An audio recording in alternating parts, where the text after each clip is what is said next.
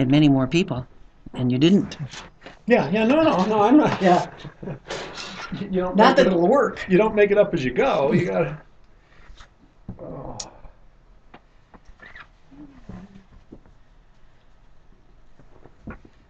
Those don't help me see anymore. Greetings. This is Lansing Online News Radio. This is Bonnie Buckaroo, WLNZ LCC Radio here in Lansing, Michigan, down in the bowels of the Abel Sykes Learning and Technology Center. Bill, have you recovered from the Super Bowl yet? This is my co-host, Bill Castaneda. Bowls? Bowls. I really didn't watch it. I only watched fleeting moments of it. Which fleeting moments did you catch? I caught, let me think. If it was a fleeting moment, it would have been The power outage. The first half. I did not know there was a power outage. Ah. And I only saw maybe 20 seconds of the fabulous halftime with a singer I don't know. You don't know Beyonce? I know who she is, but I don't follow You her. weren't thrilled to see the reunion of Destiny's Could Child? care less. Could care less, Yeah. you see. Okay. But Don't even care what she wore, don't who's care. the designer? Nope, don't No, care. no. I saw all that later on the web, who the designer was and that, and how long they worked on it.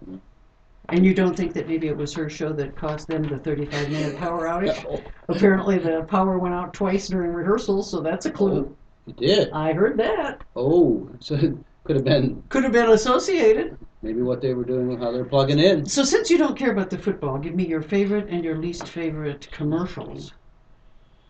I couldn't stand to hear Paul Harvey's voice. It made the hair on the back of my neck stand up, and I thought, God, isn't Paul Harvey dead? Quite dead. That was creepy. Yeah, it was creepy. So I'm not really into creepy ads. It would have been one of them. A lot of people like that was the American Farmer ad. That Yeah. was which Dodge truck, I believe. Chrysler, right? Chrysler product. Yeah. So that was this year's M&M. They went to the American Farmer. They also had the military one too. I missed that one. So they had 4 30-second commercials at $4 million each. Wow. The photographs for the farmer commercial, the American Farmer commercial, were beautiful. But the poem was a little hokey, and it was Paul Harvey, and I just thought it was I didn't odd. get Paul Harvey. I just didn't get that, why they'd use him. Now, there's a big controversy. There's a group called Misrepresentation. It is Gavin Newsom's ex-wife.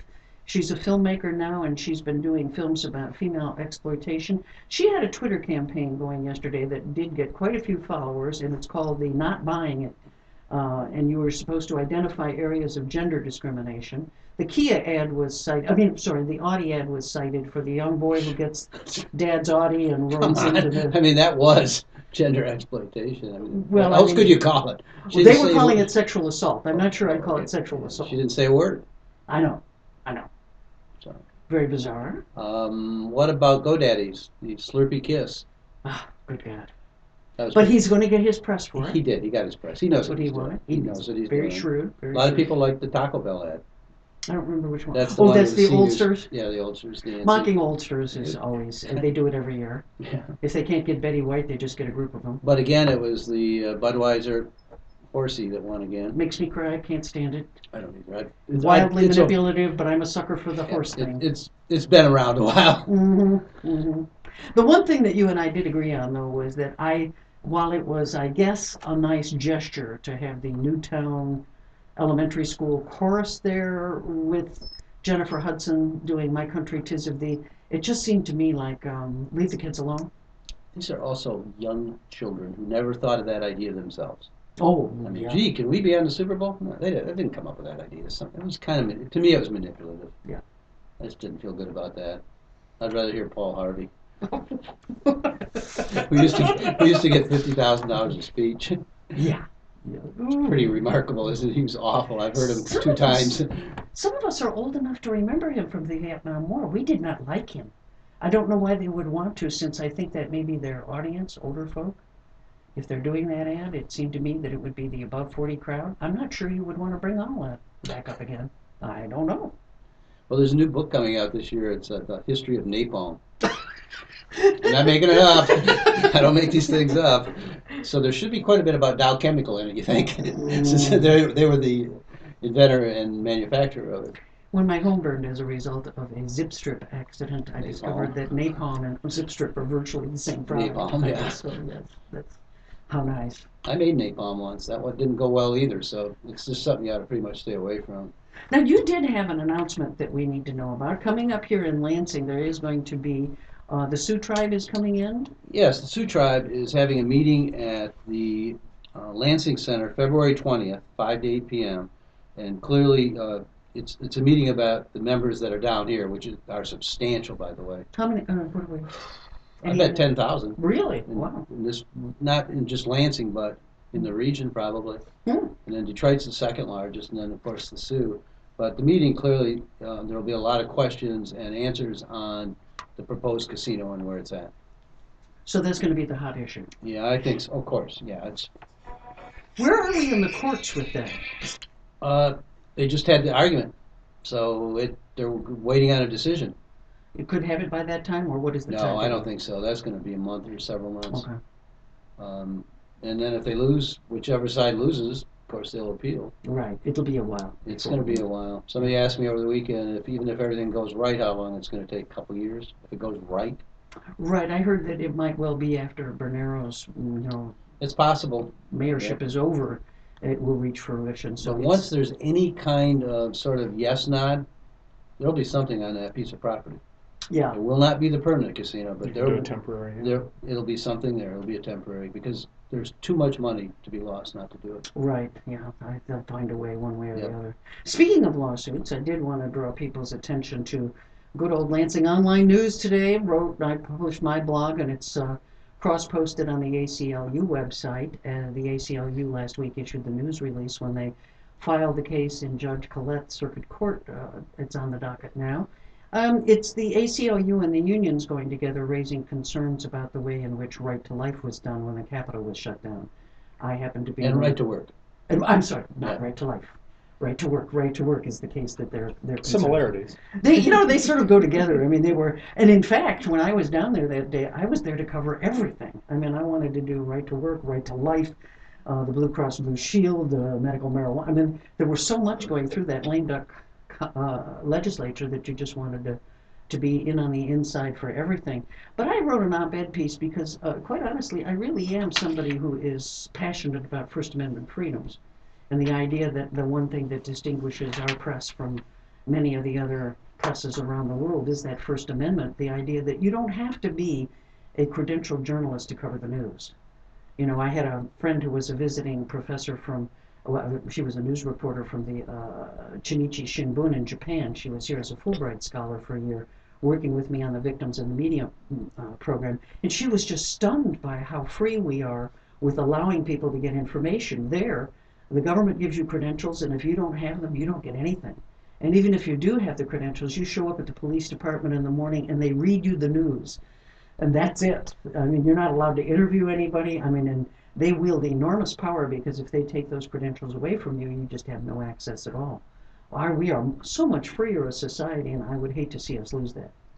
So basically what happened is, one of the reasons they're suing is you were prohibited from entrance. Me and a whole bunch of other people. Other people too. Yeah. They shut the Capitol for the... It's a rarity in the history of Michigan where I think people are researching. There's some debate about how many times it's been done, but it certainly is infrequent. And I've been there at other times when there were large crowds, even I think larger than what was there that day. And yet the idea that somehow, that this was shut on the orders of someone with the idea that it was overcrowded just seemed to me to be very strange. So Because there were people coming out also. yeah. I put a video up of the video that I did that day when I couldn't get inside. I interviewed people on the steps and asked them their stories. But I was talking with a Eclectablog, our friend Chris Savage from Ann Arbor the other day, and we were talking about the fact that the citizen journalist plays a unique role in this culture where we're sort of the water that fills in between the rocks. We don't get to every little nook and cranny, but we try, and we sort of get wherever we can. I mean, it's not my full-time job, so I can't always jettison things to be there for everything, but we try to cover what we can and get information. And maybe that's a good time to bring County Treasurer and Ingham County Land Bank Director Eric Schertzing into the discussion, because you deal with people, journalists, people who want information. We're a pretty free society, pretty transparent, aren't we, for people being able to get information from our public bodies? Well, I certainly think we are. I think we should be. I think the reporters know that I'm very accessible. I always answer the phone calls and return the messages. Once in a while, it doesn't work out quite as well as I would like, but You're even accessible to my journalism students every once in a while, and they abuse that privilege on occasion. That's a great experience. Life is rich, and the more you experience it, the better off you are. Well, we have two laws that came up in the 70s, the Open Meetings Act and the Freedom of Information Act, that really make it easier for citizens to have access to public information. Basically, if it's paid for by tax dollars, or if a meeting is held for, with tax money, then you have to provide access. There are some exceptions, however, and some of them really fall into your bailiwick. We can't let people know in advance where new developments are going through, right? Because that would give some people an edge in real estate deals. So you do have the right to keep some material. Yeah, no developer has ever bought near where a highway interchange is going to go in. No. I wonder why that Information is often selective, but not closed. Yes, it's interesting. Yeah. The good news, apparently, though, I just read in the news the other day. Is it true that home prices are beginning to stabilize and rebound here? Yeah, last year really felt like a great year. It certainly was a good year for the Land Bank Authority. We had record sales. A couple new builds in Lansing here in the last month. I've sold them at $109,500 and $110,000, and those are prices that are reestablishing where the top of the market can be, and that benefits not just those properties, but the entire neighborhood, the entire community. I was watching the documentary, and I highly advise Bill to pick it up and watch it. The Queen of Versailles, the woman and her billionaire husband who were building the largest private home in the United States outside of Las Vegas, and it was quite stunning to watch what happened to them when the economic disaster hit. That $75 million home was not worth $75 million anymore. That was the timeshare guy, right? Yes, timeshare. And you saw all those. It was so ironic to see him talking about how the banks were not dealing with him properly, and at the same time, of course, he was taking a lot of sort of sketchy clients and selling them timeshares. At the same time. Absolutely. Speaking of sketchy, and this kind of overlaps in your area, it would be Supreme Court Justice Hathaway. Oh my goodness. So what she was doing is a short sale. Explain that to people so they know I don't think people do know. I still don't really understand a short sale. Well, the mortgage loan owners will let the occupants of the properties sell them for less than the mortgage balance. You're selling short of what's owed on the property. But the exchange is that, you've facilitated the sale, you've kept the property in good shape, you've done the work, and the bank will accept the payoff from the lower sale. So you owe $100,000 on the house and you sell it for $80,000, you turn the $80,000 over to the bank and everybody calls it good. That's a short sale. And the bank will have to give you that approval in advance, or it would obviously be to the disadvantage of the buyer. Correct. And so how do you Yeah, negotiate? you wouldn't be able to close Right. without their acquiescence to that. Why is it that the bank would do that and not necessarily give that person that $20,000 adjustment on the cost of the home? That's the part that's what doesn't make sense to me about the short sale. I even said this to Senator Levin years ago at a hearing when we were talking about these issues. I said, the financial services industry are brilliant at making money, but they're absolute idiots at not losing it. Because they could have done that over and over again and stabilized the housing market and saved themselves a fortune. The reason they do the short sale rather than foreclose on the home is it's $40,000 or $50,000 in cost to them when they foreclose. Yeah. So they actually made more money than they would have made if they foreclosed. They didn't do it because they were being nice. They did it to lose less money. But it's taken them all of these years and they still don't have good processes in place because none of them want to believe that they're ever going to face this again or that this is the new reality. So the industry just really hasn't invested in the people power to be able to do a good job. Are we also in a position now where we are over, the robo-signing that went on with mortgages, the paperwork is not really there if you take them to court. If I'm an individual whose home is headed into foreclosure, do I have legal rights now to question those documents, or has that all been swept away in the settlements that have been made with attorneys general around the country? Well, Michigan is a foreclosure by advertisement, so the documents don't often get looked at. In a judicial foreclosure state, they probably can get looked at more closely. I didn't know that. People did sign the documents. They did have. I'm a little bit torn on, there's a lot of responsibility to go around. The lenders shouldn't have done what they did. They wish they hadn't now. But a lot of people overextended themselves also. So there's a lot of responsibility to go along in the process. We're seeing some of those strange cases, though, where people have actually had their home taken from them by people that didn't actually own the home. I mean, some of the documentation is so shoddy that you really don't know anymore who owns certain properties.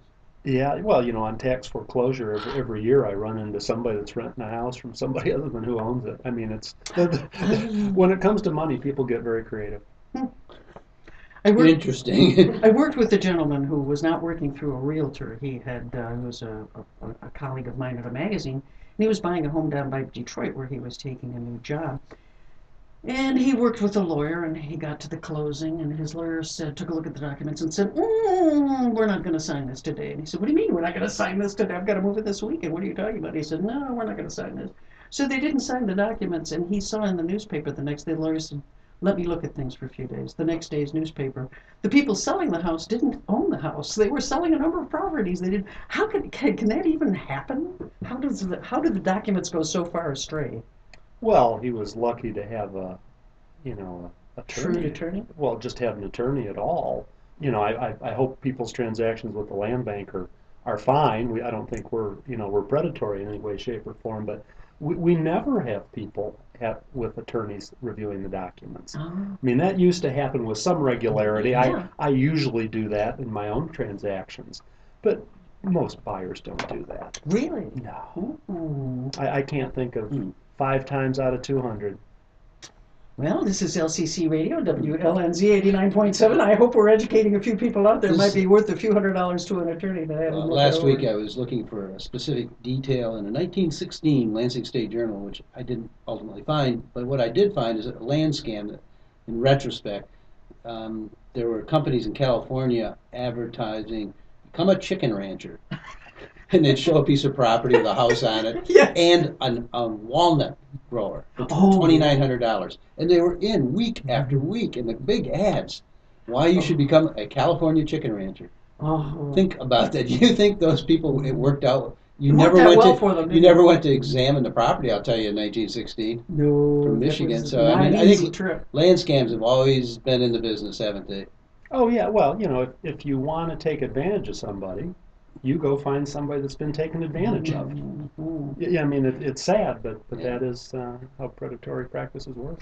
Well, what else is new in both the land bank side of your job and in the treasurer side? What's going on in Lansing these days? Well, on the land bank side, we had a great year last year. Sold 53 houses. Our sales since the beginning of the land bank in 2006 are almost $11 million.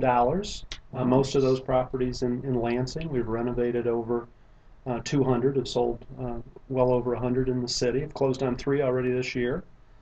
Sales continue to bubble along on that stuff. On treasury stuff, we're stepping up efforts to try to prevent tax foreclosure. Best Yes. way to keep somebody in their house is to prevent it. So we've got the counseling agencies in overdrive with counseling sessions to reach out to folks. Bad stuff will still happen to good folks. I mean, it's a painful process. This is the first year of really the full implementation of all the tax changes that have taken place in Michigan. Are people going to be jolted in April when they do their tax returns this year? Well, they certainly did time it to get through one election cycle, and they were fairly successful, although the Republicans lost some of the seats. Few people have been surprised already by homestead tax Well, changes. there was a huge shift from individuals paying more and corporations paying less. Republicans, I guess, are very comfortable with that. I would hope people are going to be a little bit jarred. There's a lot of work to be done to reorder Michigan. There's a reason that the Mackinac Center is here, and that has a much more profound impact on our politics than most people realize. That isn't a Michigan conservative think tank. That's a United States conservative think tank. It just happens to be in Michigan. It's interesting too. I guess They it's use us as a laboratory, though. Apparently, yeah. And it seems that they're under increasing scrutiny about whether they really are or are not eligible for the tax status they have, or whether they are indeed engaged in lobbying. And so that's going to be, I think, a whole new area of scrutiny that they maybe haven't had before. It's going to be interesting to see this year what goes through the legislature. There's a different composition. We now learned that Gretchen Whitmer will not be running for Right. governor. That, I think, was a surprise to many of us, thought that that was going to happen. So there's sort of an open field there. What is your prediction, Bill? I don't have one because it's sort of in the lurch. Well, she didn't rule out running, and you know you need multiple. She didn't? For governor, she did. Oh, But yes. you, you, That's right. you've got to have I an thought you had attorney. breaking news here. You've got to have an attorney general candidate. You've got to have a secretary of state I candidate, and of see. course the governor has to pick a lieutenant governor. So you know the notion that you win it by just having one good candidate, you need a whole team, and the Democrats in Michigan do need to build up the farm team. That's certainly, I think, a lot of the conversations going on. Mark Schauer has expressed some interest, I gather. And, Right. I thought Verge Bernero left the door open when he spoke that Tuesday at the Right to Work big rally at the Capitol. I know he had said that he kind of left that hint open that he might run again. So I don't know. It'll be interesting to see who surfaces. It was, I think, kind of her to do it this far in advance so that she made it clear that her competitors have a chance to sort of begin to regroup and figure out who's going to run for that office. Be very interesting to see what happens in the mid-year elections this time. And there's a lot of work. I've been going through the county by county election statistics just to see how many candidates we ran, and you know there are counties in this state that the president carried in 2008 or 2012 where Democrats ran no countywide candidates and very few county commissioners. We don't have the opportunity with the county-wides in 14, but we certainly do with county commissioners. So we're going to be, you know, pumping up the outreach and efforts to try to get more candidates on the ballot, because you can't fight something with nothing. You can't let those competitive counties ride free without a challenge.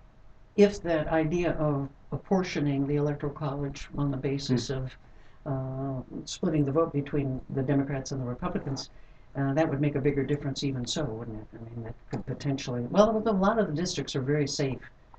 Some of those rural districts are just simply safe Republican districts. Well, you know, both parties have engaged in gerrymandering, Oh, sure. and unfortunately, nationwide, we have done it so well that it's undermined our democracy. Sure. We need to get beyond the days of seeking the partisan advantage through that way. We need to have a nonpartisan apportionment committee in Michigan, get it out of the hands of the parties. Not because I don't like party politics and all that, I do. But too much partisanship eventually undermines the integrity of the democracy, and we see that across the country. Plus science. I mean, they were able to apply computer science. Oh, technology I is mean, just... technology took it to so precise. Yeah. Well, that's going to be an interesting election coming up. Well, thank you very much, Eric Schertz, our monthly wrap-up on what's going on in the area. We appreciate it very much. One quick question. Yes. Tax. If you're still doing the taxes, you're working with an organization. Tell us quickly about that. Where if somebody needs their taxes done. We have volunteer income tax assistance that we do. People can schedule themselves by calling 211. That's a very successful local effort. Up to over $50,000 in household income, you still qualify to have an IRS certified tax preparer prepare your returns for free, because there's a lot of predatory practices in that income tax preparation service where they have refund anticipation loans that come with tremendous fees. Yes, they do. And there's another thing I'm glad you're alerting people to, because It's pretty much like the payday loan Oh, it business. sure is. Yeah. Now, do other counties have that? Michigan has pretty good coverage. There aren't too many county treasurers. I think Catherine Down Washtenaw has done yeoman effort on it. We'll also, if people are interested in financial management, we'll have Money Smart Week the end of April, that last full week where we share, you know, tips on how to get on top of your bills and save money. So Money Smart Week is a big wrap up in late April following the VITA program. I'll try to get some information for you, put it up on Lansing Online News about where people can get tax assistance. Oh, yeah. Great. We're right in the mix right now. 211 is just this wonderful Great. resource that we have in the community. Call Thank you so 211. much. Thank you very Thank much. you. Thanks, Thank you Bill. very much. Now we're going to shift gears now that you've all stressed out thinking about taxes coming up. I'm going to invite Belinda Thurston and Yoga. from Just Be Yoga, and Aaron Slater, who is also going to be joining us, talking a little bit about the studio here, the Just Be Yoga studio. And tell me what you're doing with it. How does that What has that added to our community? Well, great. Thank you so much for having me here. We're really excited. We are down in the Rio Town section that's getting a makeover right now, and it's Yeah. wonderful to be a part of a neighborhood that's remaking itself and establishing who we want to be. So we're right off of South Washington, right next to the Quality Dairy distributorship, so it makes for interesting neighbors. But we're Lansing's only donation-based yoga studio, and we offer yoga and tai chi and meditation for donations only.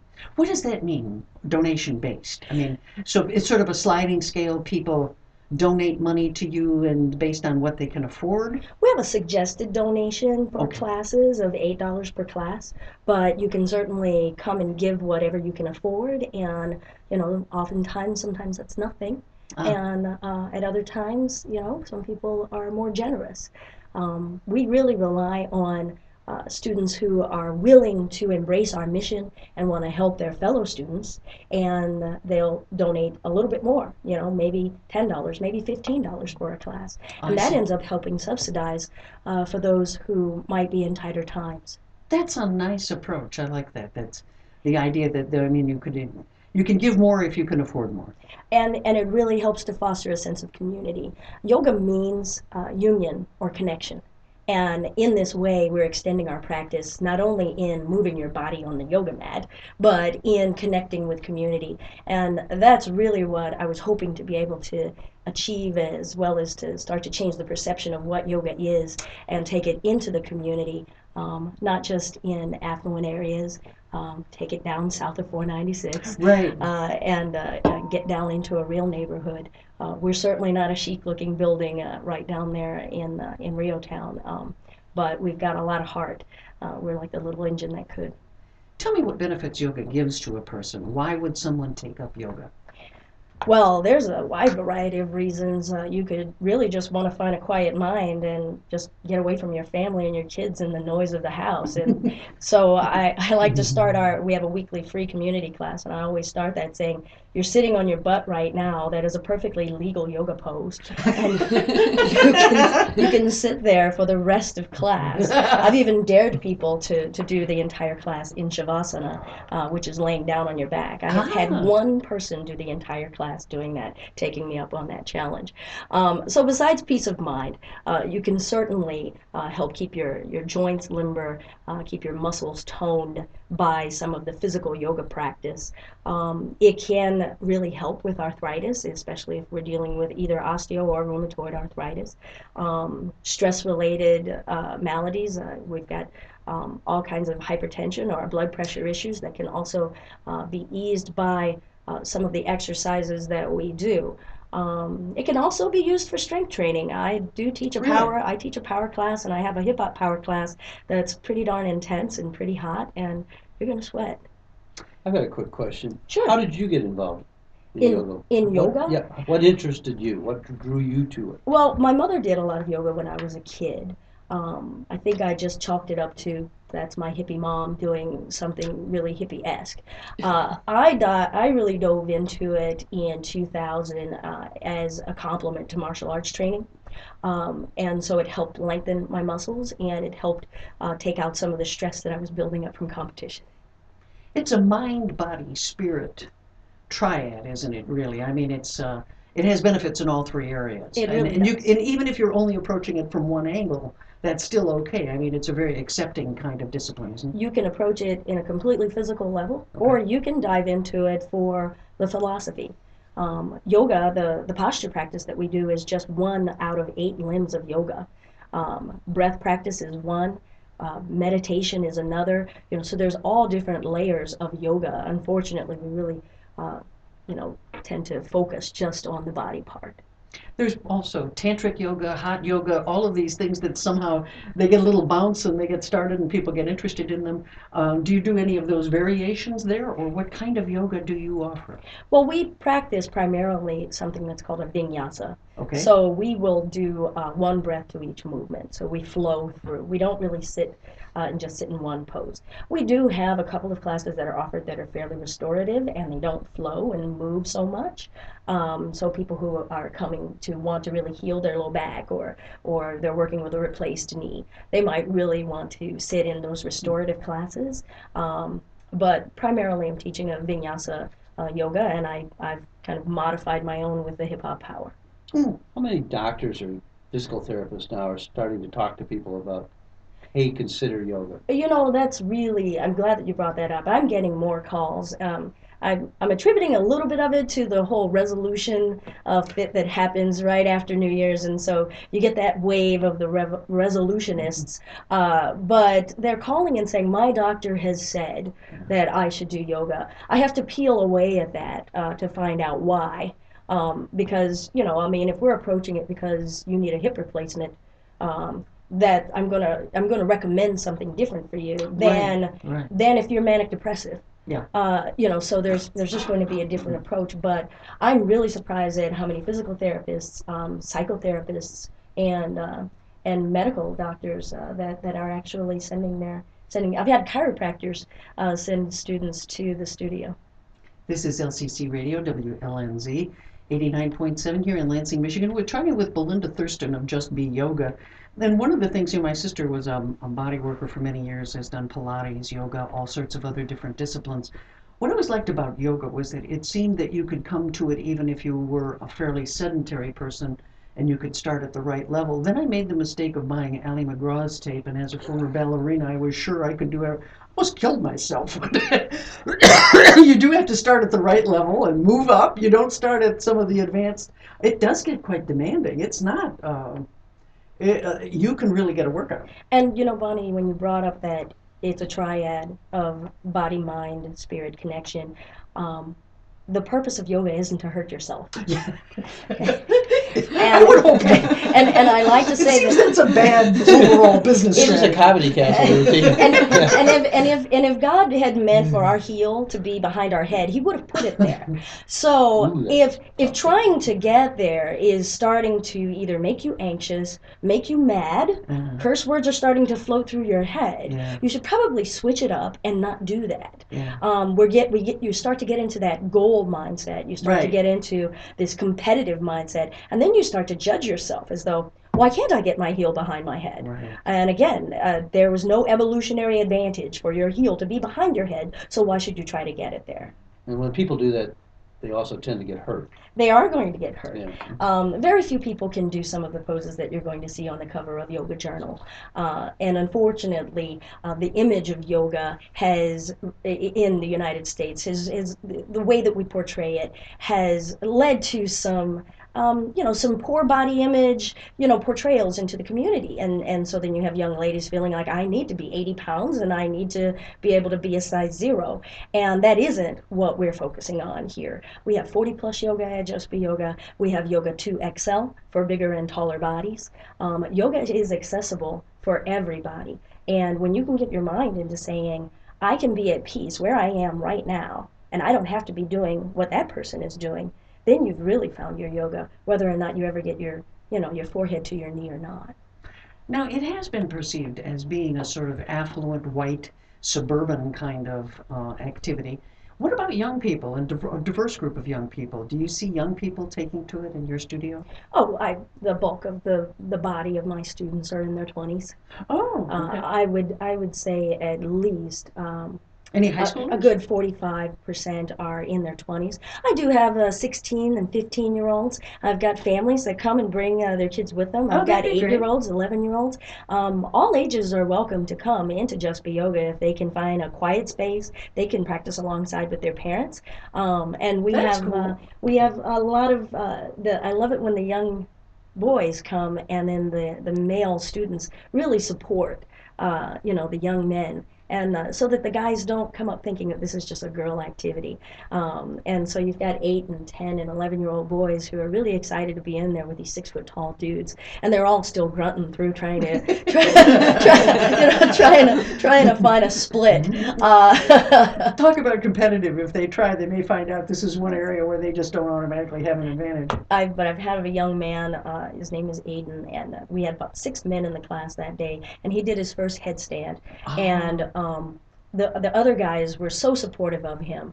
I don't think he ever even recognized that there were other women in the room. For him, it was just being able to be in a fraternity of guys, and that it was cool, and they all celebrated his accomplishment. Ah, that's wonderful. It actually sounds like fun. It, You make it it is a sound lot like of fun, fun. which You a should. lot of yoga instructors do not make it sound like fun. Really? No. Oh. Well, you know, You go to the we, wrong guy. we, Oh, we, yeah. we joke around. I probably couldn't say on the radio some of the things I say in a yoga class to try to lighten people up. You have no idea the faces that people can be making when Oh, I'll they're in bet. certain poses. And I'll bring that attention to them. You know, you never know with me, there can be a camera on you at any point in time, so you might want to fix your face. You don't do it in front of mirrors. There are no mirrors, but I've Good. threatened them that we could, bring mirrors into play. But I've had people come to community yoga who are in their 60s, 70s. I've even had 80-year-olds come to the yoga classes, not just to the Tai Chi classes. Oh, you do Tai Chi as well? Yes, Oh, yes, that's just be great. yoga and Tai Chi, and we also have meditation. Oh, I've been busy polishing that mirror for oh, I'm doing some of the Tai Chi poses. I have a wonderful tape. If I ever lose my VCR VHS machine, I'm in dire Oh, trouble because you I've have a lived with Tai that Chi one for tape? so many. Yeah, oh, I Right, love that stuff. right. That's just great too. So, what kind of hours do you keep? We have classes every day of the week. So I would strongly recommend if people are looking to find out, when the classes are, for them to go to our website to justbeyoga.com/schedule, and you will see our full schedule there. To recite it all would be kind of crazy. I mean, every day Sure. we have classes at 6:30 in the morning. So That's if what I you want wondered. you want to People show can up come tomorrow before at work, 6:30, yeah. after work. Yes, and then the most 7 days popular. a week.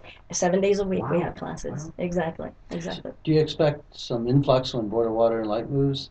Because they will be moving all their employees there. They should be doing one of those professional programs where they Mhm. affiliate with you and let their employees use that as a benefit. Well, that would be great. I mean, we work with the Lansing Derby Vixens Oh, do you? currently, but so I was hoping that I was going to rope in some of those construction workers over all the time that they were there, but I never quite succeeded. I talked to them. They took my picture. I went and took a bunch of pictures in the middle of the construction zone, doing yoga in the construction zone, Oh, cool. and some of the guys stopped and helped me because I was propping my camera up with a self timer, and they came over and Oh, that's and said, great. "Yeah, stand on your hands. Okay, now why don't you do this?" And it was kind of cool. But that was the extent of their yoga.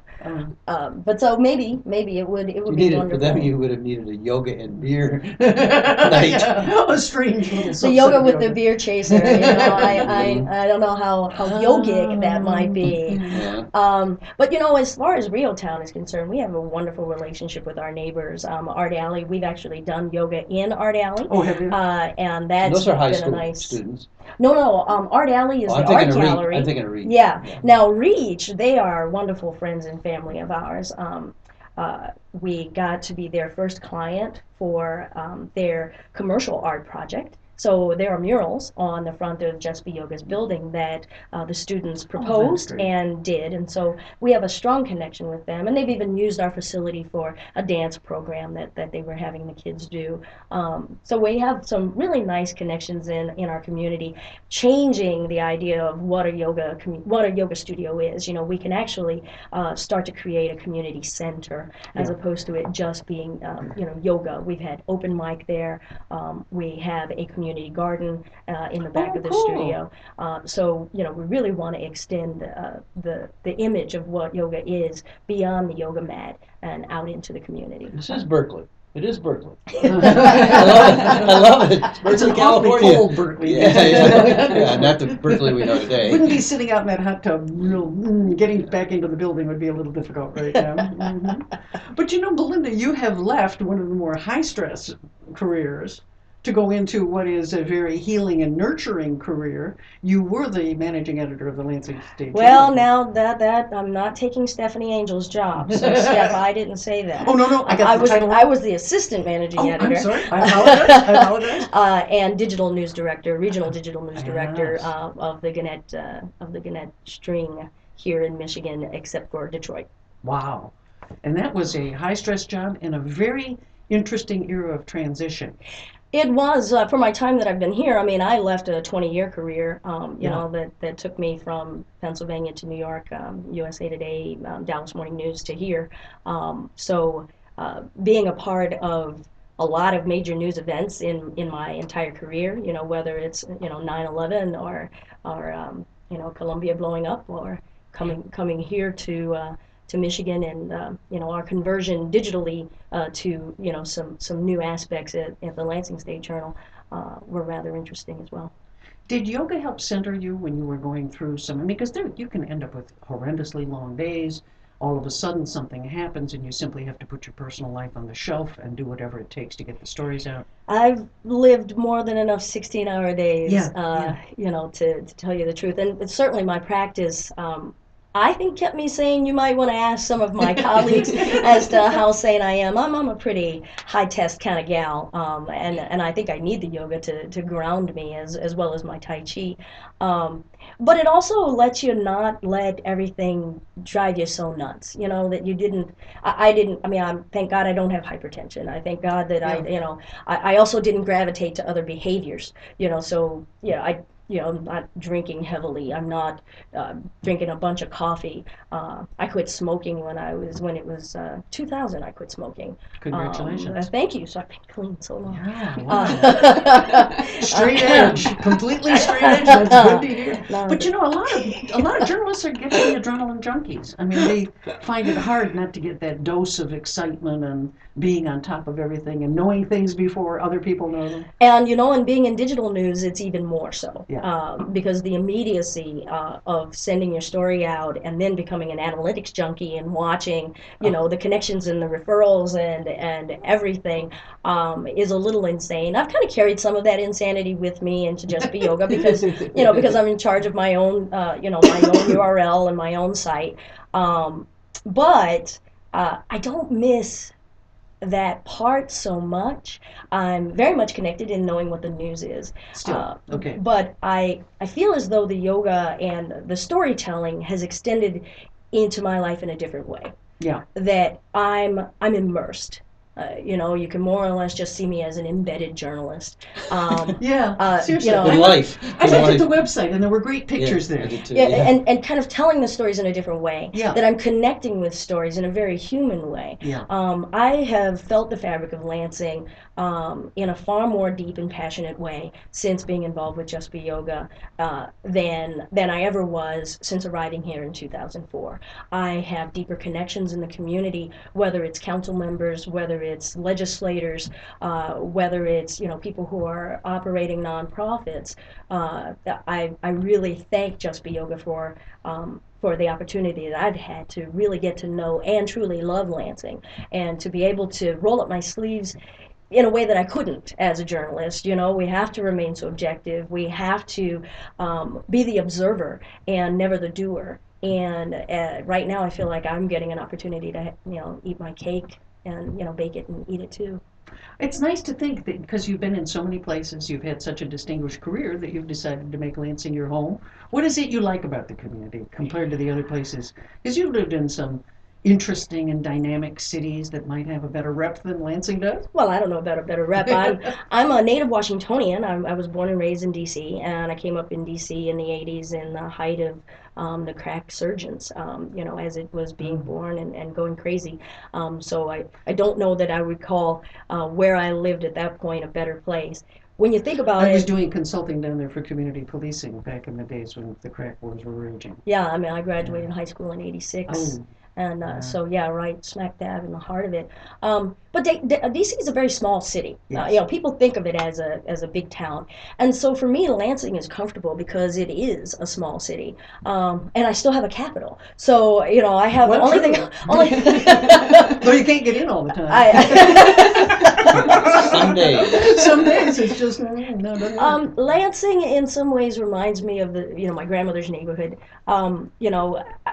Neighbors know each other, and neighbors help one another. And it's true here. We're not faking the funk. Yeah. Once you really tap into the fabric of the Love Lansing community, we're looking for ways to do with and for one another and help pick ourselves up by our bootstraps. And for that, I'm grateful to be a part of it. And I can't imagine being in another town right now. I mean, I've lived in New York, and that's that kind of, what are you looking at? Why are you looking at me? And Yeah. you know, Yeah. and it's really guarded. You know, Dallas, and I love Dallas, guys. You guys are my friends. But you know, it's bigger and better, and everything is, you know, show, and it's not real. And I've really gotten to shed all of that, and be okay with me, and be okay with this town. And I get to go visit my brother in New York, and they're like, "Where are you? Why are you living in? How do you spell that?" It's like, it's the state capital. Your brother is Baratunde, right? My brother is Baratunde Thurston, the Ah. author of How to Be Black and the former digital director of The Onion. So yeah, he was the digital news director of a fake news organization when I was That's the fake. digital Oh, I didn't know that. Don't anybody listen to her, please. She's making it up. Fake. I learned the other day that Traverse City high school kids invented a publication called The Leak in Yeah. honor of a little humor insert that they put inside of the student newspaper. I don't know, the Onion was a great newspaper. It is. I remember it watching is. a movie that I think featured your brother when they had the dog at the office. There's a nice YouTube on The Onion which shows the dog visiting at the office. Oh. Yes, it's one of those. Anytime there's a dog video, I'm there. So That's true.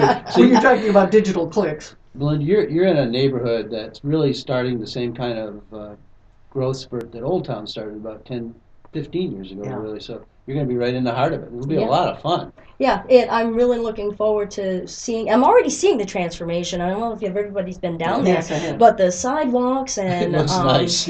and you know, the bike lanes, and you're seeing the tearing away of some of the facades. I'm enjoying seeing the history of some of, like, the Beekman supermarket, and you know, people are pulling away some of the facades, and you're seeing the old original facades that are on the buildings. Oh. And I hope that there will be some restoration and not just, you know, gutting and completely reshaping the look and feel of Rio Town. Well, I know that the Lansing Historical Society, which I'm a member of, we do architectural tours, and we're definitely talking about doing one down Oh, there. that would be Good. wonderful. I'd love I to mean, hear it the was because stories. it's a great neighborhood. Yeah. Mm. It was greater before they put I-496 right through the center, right? there's Well, that. now we have to just breathe and be. Okay, just let that go. Even though it was 40 years ago. One breath, one move, Bill. Yeah. This is LCC Radio, WLNZ 89.7 here in Lansing, Michigan. We're talking with Belinda Thurston of Just Be Yoga, and that B is not a B-E, is it? It's just of the letter B, right? Well, everyone started to call me Just B about, I don't know, about 6 years ago, and it stuck. I just Ah. started signing everything B, and when I, you know, started Just Be Yoga, I decided I would go with the B, but of course, meaning for us to find our fullest being. Well, that's wonderful. See, I hadn't even figured out that that was also the first letter of your name, so I just wasn't bright enough to make that association to begin with. See, what a great somehow I never went into PR. Yeah. I was the one who once thought if they should have called cranberry apple juice Crackle. Now, I think that's probably not the best marketing strategy. Do So. you want to go back and do those Super Bowl ads? Right, You could do GoDaddies. Oh, yeah, Oh. right. Oh, ouch. But we do have somebody who is a master at that kind of thing, and that would be Erin Steele joining us here. Hello, and you've Bonnie. been doing some promotions along with Just Be Yoga and doing some work as well on your own projects, including trying to make everything in town green. Yes. And Yes, that's a I formidable am. challenge here. Yes. Well, I just like to start with saying I've been working with Belinda for 3 years. When did we? It's been longer than that. No, no. Yeah, it has been Since about like 3 Earth years. Day, since Earth Day 2010 really was when we met. And is that how we met? Yeah. And Belinda came to our first ever Earth Day Lansing project. We had a festival on the lawn of the Capitol. And it was cold. It was really cool. It was. It's It was- not a good yoga day. No, it was ridiculously cold. But Belinda is a trooper, Yes. and she still came with several of her instructors and students and performed and did yoga. We on dragged people the- off the street Yeah, and made them do It was yoga. it was fantastic. So, and with Belinda leaving her full-time job at the LSJ and dedicating all of her time now to Just Be, we've worked together on some of her social media things, some of her PR and advertising. And she makes me stay honest about being green. Most everything in the studio is completely sustainable or recycled. It is. So, she keeps me honest. Busy using homemade cleaning products, all of that sort of stuff. Yeah. Oh. We're not there. When they're available. In all fairness, I don't even have homemade cleaning products in my own home, so Okay. yeah. What are cleaning products? Well, there's another one. That's about me. Yeah. Vinegar. Vinegar and water is wonderful. That's awesome. Yes. Lemon juice, yes. Yeah. So what other projects have you been working on? I watched the video today. My husband said that he had seen that. This is looking at a project in Paraguay. Right. A while back, I think actually my dad had posted on my Facebook this video of something called the Landfill Orchestra. And it's a very poor community, as much of Paraguay is. But this community is actually The built. Bush family owns 27,000 acres. Did you want me to tell you Wow. Yeah. That's where they're going to go if, like Hitler, they need to get out of here, I figure. You might be correct about that. Yeah. But this particular community there sits on a landfill. The homes, Yeah. everything are on the landfill. And the primary work in that community is going through the trash and salvaging and scrapping and recycling and selling things out of the landfill. And that's how folks are making their living down there. And quite often it's young children and elderly that are sent out into the landfill piles to salvage things. And a music instructor from the local school there started an orchestra, and he had way more students interested than he could possibly have instruments for. To give you an example there, a violin is worth more than a home in that community. Yeah, that's right. So for them to think about purchasing Right. instruments was just out of the question. And someone, and I'm not sure who or how this person came up with this, but they brought this instructor a violin that they had made out of things they found in the landfill. And he kind of had this eureka moment and thought, oh my gosh, we're sitting on all of this trash. Maybe we could make more instruments. And so they did. And they now have a full orchestra made of all of these instruments. And there's a movie that's coming out in 2014 called The Landfill Orchestra. If you go to YouTube, you can watch the trailer for the video. And it's quite heartwarming and just amazing. So I saw that video, and around the same time, I come from a family of educators and teachers, and I often get asked to do different things for my families that work in public schools because they have no money to pay people to do things. So No money for extras. Right, no money for extras. So a cousin of mine approached me and said that they were working on recycling issues, and that their curriculum had mandated them to come up with some sort of recycling project that could correlate into performing arts. And I had just seen this video, Oh, so perfect timing. it was absolute perfect timing. Serendipity strikes again. Right. So then I started doing a little research, and it turns out the New York Philharmonic has this incredible website called the Bash the Trash Lab. And it is all about how to make simple instruments out of trash. And it's real super interactive. It's kid friendly, where you can go and you just click on the instrument, and then it tells you all the things you need to find in the trash to make that. So that's wonderful. what we're doing is this coming Friday, I'm going down to Monroe, the community where I grew up, to a public school. We're going to work with kids in kindergarten through third grade, about 80 kids. And I gave them a list of some of the common things that could be found in the trash in their homes and in their school that they've been collecting over the last couple of weeks. And they're going to bring those to school, and then we're also going to go through the cafeteria trash and some of the other trash that's been collected at the school that week. And we're going to watch this video, and then we're going to make some simple instruments. We're going to make some shakers, some maracas, some tambourines, some kazoos, and so this is kind of we just threw this together. It's kind of a pilot program. If it works out well and the kids enjoy it, I'm thinking of bringing it back here to Lansing and working with some of the public schools here. And this is would be one of the Sweaty Mouse's pro bono projects, knowing that the schools can't afford to pay for this sort of thing. But But we have to figure out a way to institutionalize this so it isn't one of those things that just lasts for 2 months and then goes away. right. So we do need to build a Right. sustaining Well, infrastructure for it this. was really exciting for me to hear that this was part of their curriculum, that Yeah. this was, within that curriculum, and the teachers are having to go out and figure out ways to do this. So, to me, that's a really good sign that, recycling and the arts are both Oh, still. it's Pretty wonderful. neat Put in idea. there. I've seen the video. That's been watched by about 100 million people Yeah. now. I have probably contributed to that like 100 times, because anytime I'm just feeling like I just can't do this anymore, I watch that video again and I think, yes, I can. I love the cello playing. It's just The amazing. cello, and Yeah. it sounds It's magnificent. just like any cello that you would have paid thousands of dollars for. Well, you think all instruments were made by hand at one time from Right. things people found laying around. Absolutely, absolutely. So, Can you imagine what you could make out of a junked automobile? Oh boy. Instruments? I mean, Yeah, the a amount of lot scrap wind metal. instruments, yeah. right, yeah. And if you could leverage some of the other broken instruments languishing in people's attics and basements, be able to put those together with other components from elsewhere, I mean, it would just Right. be wonderful. Yeah. Because really, I think that's the saddest thing that I've seen is the loss of the arts in schools. I don't know why we're Absolutely. so short-sighted. The only careers, as Belinda will attest, are in information, Yeah. being able to tell stories and use ways to do that. And it requires music, it requires visuals, it requires that creative spark. And instead, we seem to be ignoring that in our Yeah, schools we're not today. feeding and nurturing that side, and that was extremely important in my upbringing. Mine as well. And I would really love to Yeah. see you be able to bring that to Yeah. the Lansing School I District. Well, keep it's a hearing s- about STEM, science, technology, Yeah. engineering, and math. And you know what I keep Yes. saying? STEAM, science, technology, engineering, arts, and math. Okay. I think that If is it's much STEAM, more I'll go STEAM for is it. good But fuel, STEAM and is it's good clean. fuel, Yes. Yeah. Yes. But none of the STEM stuff by itself. Are you going to videotape it?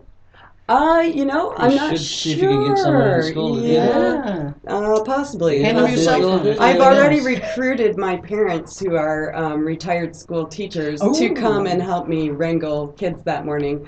Because, I'm not a parent. I don't have kids. The thought of 80 kids that young under my charge is a bit terrifying. And if those parents knew me, they would be terrified too. So I'm taking reinforcements with me. I will tell you, Bill, however, I hate to tell you this sad truth. You can no longer video kids. I was just going to say, I can tell you, because you Oh, have to you have know, permission. patent- Yeah, thought you of need that. 1,000 waivers. How is so this going to 80,000 be waivers. used? And you'll still get sued. Yeah. So Right. yeah. It's very difficult nowadays. I think Belinda will attest that one of the challenges, I think, for journalism nowadays is just getting access. Yeah, getting the access. I mean, I'm very careful about, I was with the Boys and Girls Club this summer and making sure that I got waivers for each kid, just to be able to have photos to be able to put on the site. It's So. tough. It's tough. Yeah, so that's The kids get residuals if they're on for a long time. But now this website, what kinds of things can you use to make an instrument out of? Give me an example. What do you... Gosh, let's see. Well, easy example is empty toilet paper rolls and empty paper towel rolls. Yeah. Plastic bottles. Blow through those, you mean? Blow through those, or different things. You can make kazoos out of those quite easily, Ah. with some wax paper and rubber bands. Plastic bottles with the lids still on them are great for shakers and Ah. things like that. You can even make tambourines out of a simple, a couple of clean paper plates stapled together with, some added shakers on the end. Yeah. So there's lots of. I had a kazoo chorus do the wedding march at my last wedding. That was kind of nice. Recruited people out of the audience, handed them all kazoos. It was a nice thought. I'm not sure if we give all 80 kids kazoos, the teachers are going to appreciate us. Or those vuvuzelas. That's what you need. A whole room full of vuvuzelas. Right. Wow. Yeah. That's going to be so much fun, though. It will be. It will be. So another project that the Sweaty Mouse has been working on, I think we've talked about this briefly once before, but we've gotten into working with races and Yes, road races. road races and marathons, and we've been working with Gazelle Sports on the west side of Michigan, and we've done 3 of their races so far. We did one on Thanksgiving, one in October, and one on New Year's Day. And one of the problems with races is the collection of cups at their watering stations. Yes. The runners come by, they grab a cup off a watering station, they slurp it down, and traditionally they've just thrown the cups on the ground. Yes. Which, that's a big problem for me personally, but it's also a problem for the runners because it creates a slip hazard Yes, for it the does. folks that are coming behind them. So my recycling partner Shupan and myself created some roadside troughs that the runners could easily just, it's basically almost as if they're throwing it on the ground, but it's Right. just to the left or to the right of them. And we've tested it at 3 races, like I said, and it's worked out really well. So we're going to extend and start doing some longer races. We have not done a full marathon yet, but that's next on our list to see how this would work with multiple It seems like stations. one of those ideas that should have been thought of years ago. It and does. I thought, It was, I'm not a runner. I don't run unless I'm being chased. Ah. So it never occurred to me that this would be an issue or that these things would never have been recycled previously. I guess before they've just had, road crews come through, sweep them up, and they've pretty much gone to landfills. Yeah. And if you think about, marathons are huge, and the number of folks in them, especially at your larger ones. Oh, they can be, you can get a couple thousand people at one of these road races. Well, absolutely. My Dr. Farm that I used to Absolutely. hold. Even the Grand Rapids, the Fifth Third Marathon has about 20,000. I'd like to thank Aaron Slater for coming here tonight, and also Belinda Thurston and our Ingham County Treasurer Eric Schertzen. And please join us next Monday night at 7 o'clock for Lansing Online News Radio here at LCC Radio, WLNZ 89.7 here in Lansing, Michigan. And I click. And I click here. And I love your glasses.